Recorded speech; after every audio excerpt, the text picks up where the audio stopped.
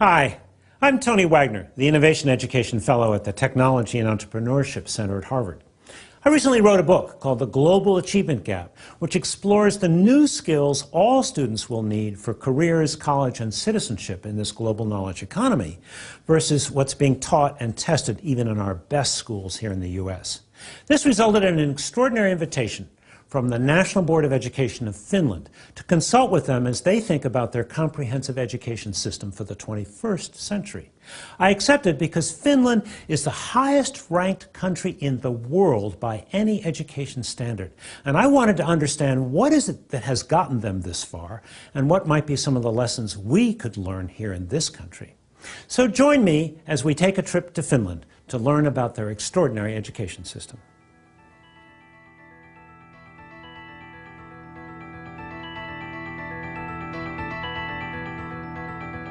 The question that is oftentimes asked when we get visitors from other countries to Finland, why are Finnish students successful? In Finland, families value education. They think that it's important.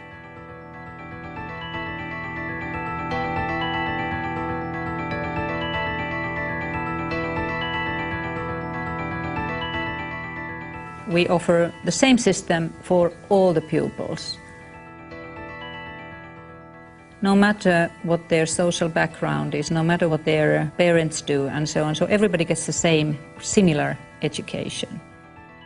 We have a consensus about what we want young Finns to be after. We want to provide a broad citizenship for every Finn.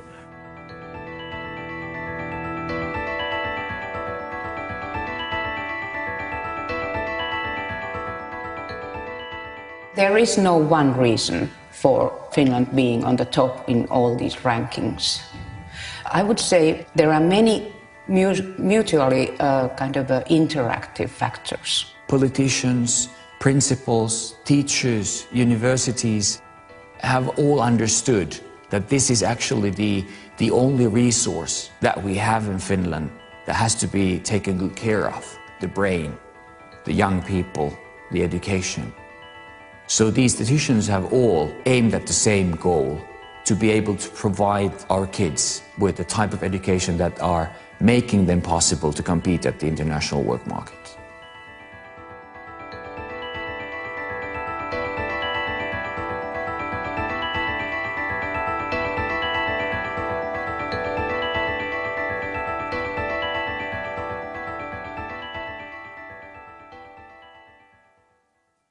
So how do you go about understanding a country's education system? Well, some folks like to start with the rules, the policies, the curriculum. My preference is to start with the students and understand their perspectives, and then go into classrooms.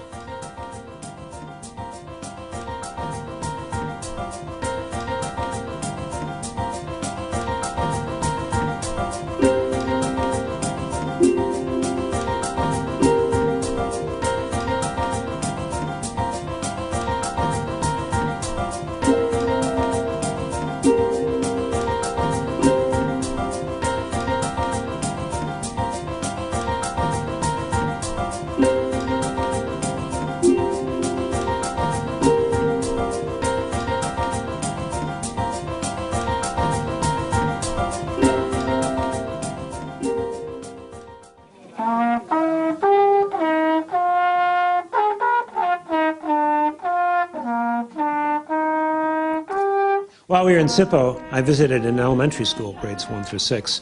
A couple things stood out for me. First of all, the size of the school, small. Their schools, elementary, middle, and high, are much smaller than ours because they understand the importance of more intimate working relationships between teachers and relationships between students and teachers. Class size also tended to be smaller, on average about 20. But the other thing that stood out was in this particular lesson I observed, where students were learning about different sources of energy, both renewable and non-renewable, in second grade. But after they'd been studying energy for several weeks, the teacher asked them to write a puppet show, imagining that the power had gone off in their home, and then representing what would happen. Real-life experience, thoughtful concepts, and the arts integrated into one curriculum. What is your dream? What would you like to do or accomplish in your future? And it's okay if you say, I don't know right now, but it's okay if you just have a dream, just a thought about the future. What is it that you would like to do in the future at some point? A Disney animator. A Disney animator? Yeah. Okay. Vet. A vet? I'd like to be an engineer. I play ice hockey. So if I can't play in the SM League or so I like to own Coca-Cola. Right? Well, I have always wanted to be a musician. A musician. Okay. I just want to be rich and live in Bahama Islands. So, I don't really know, but maybe a teacher. It would be cool to act or do some other things with movies and so on. Or to be, tietääkö joku mikä on nuoriso- ja vapaa-ajan ohjaaja? Youth leader. a youth leader. Okay. Psychologist. Psychologist. Good. As you imagine your future as an adult and growing up, do you believe you want to have more than what you've got now? The same? Less? Your thoughts? I think the same would be because we're living in a quite good standard, my family, and I think it's more important that I like my job and what I do than how much I earn money. I agree. It doesn't matter that much how much money you have. It's like not that big deal. But as much as you need money. It's more important to me to love the things that I do than have the money. I also agree with the fact you have to like what you do, but if you don't make any money, like if you want to be an actor and then you just can't get a job, that is not wise. I don't think so. So I am pretty satisfied with the situation at my family's, so more or less the same. Mm-hmm. Yeah. Jobs that give you much money also take usually lots of time. So if you hate what you do but get millions of euros, it's not worth it. So less is sometimes more. I agree too, but I'd like to be a millionaire too. But we used to have 45 minutes, and then we used to have also these like double lessons, so we had like 90 minutes lessons. And they changed it because, you know, when a class starts, the first 5 minutes go to everybody sits in place and is everybody now here, and then the last 5 minutes usually go that everybody is putting away their stuff. So now they thought, okay, now we save time, we just take a bit longer lessons. So we arrive at school maybe something like 8 o'clock, but if you're lucky you can come to school later. Like 10 11 or last year I had or we both had actually like almost every day from 8 till 4.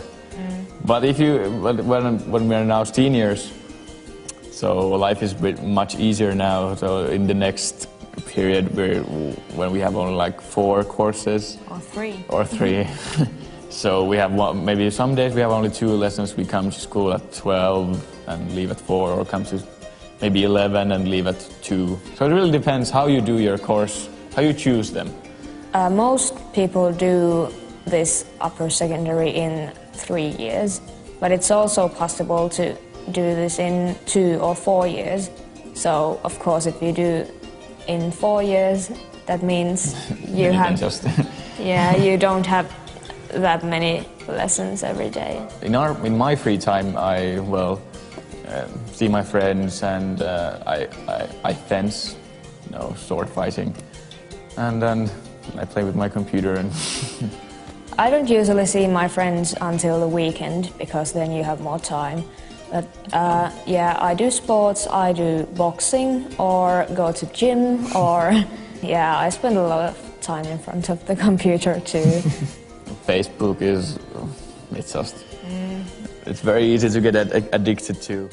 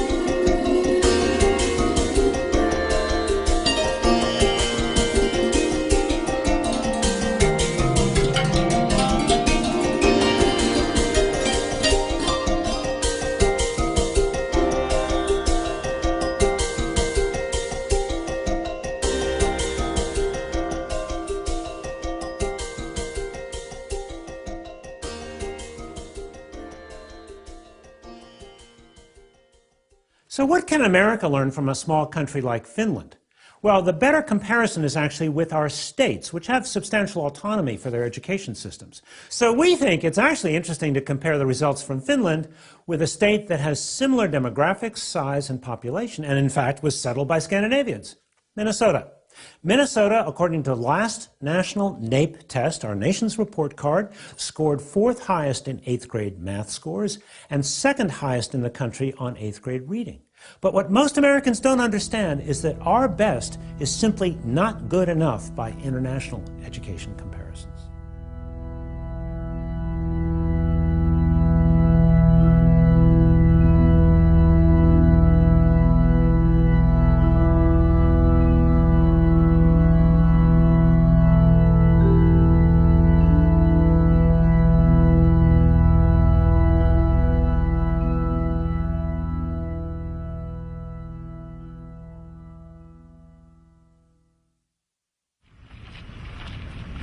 So we're here to visit a Finnish school which is connected to the university that does teacher training.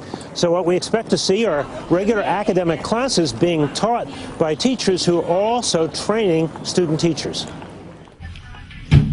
Here what we have is the lesson plan for the math class we're about to go visit with Johannes.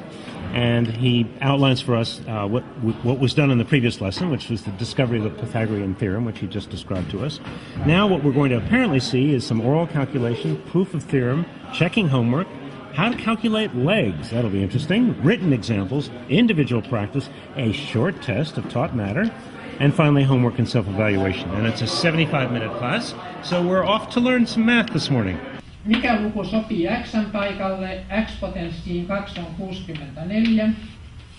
This is a normal 8th grade math class, not tracked, not advanced.